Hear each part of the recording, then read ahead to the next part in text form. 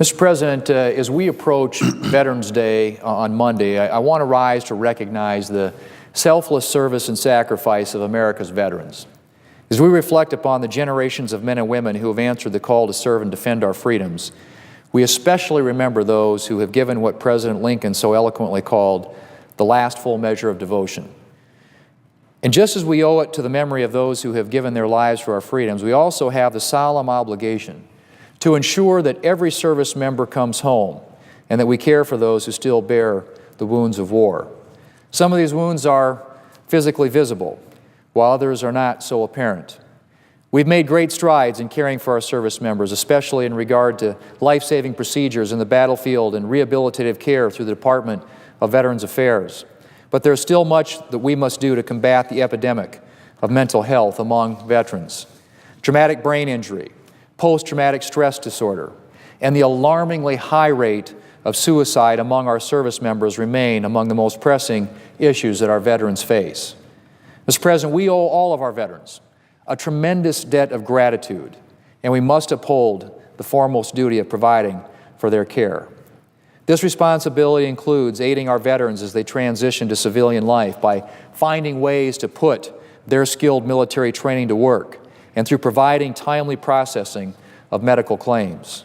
We must rise to the occasion to make sure that our past mistakes are not repeated as our troops return from current and future conflicts.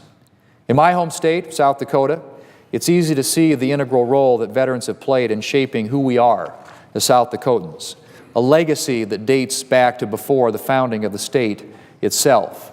Mr. President, South Dakotans have always punched above their weight when it comes to military service in all the various conflicts with which our country has been involved over the years. The values of service and honor are woven into the fabric of our communities.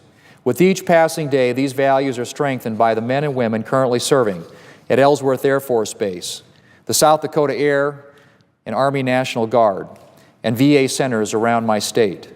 I doubt there are many South Dakotans who do not have a family member or friend who has worn our nation's uniform. I know firsthand the sacrifice made by our nation's veterans because my own father, Harold, was a decorated World War II Navy pilot. Like all of our veterans, my dad served with pride and dignity, protecting our democracy at home and abroad. One of my favorite memories since I've been in the Senate was the opportunity to accompany my father to the World War II Memorial and to show him that great memorial that was erected in honor of his generation's veterans. I was humbled by the quiet reverence that they had for their comrades lost in battle and reminded of the ultimate sacrifice made by so many of our countrymen. We should be grateful for the generations of men and women who have given of themselves on behalf of our great nation. There can be no mistake that America's veterans have served bravely and honorably, making America the country that it is today. And as we celebrate a weekend filled with some fanfare and celebrations and people are involved in their weekend activities, I would ask that we all take a moment to remember the service of those who did not make it back to their families, and that we rededicate ourselves to caring for those who continue to bear the cost of our freedoms. May God bless our veterans, and may we continue to honor those who have nobly answered the call to serve. And on this Veterans Day, may we all keep the brave members of our military and their families in our thoughts and prayers as they continue to serve our great nation. Mr. President, I yield the floor.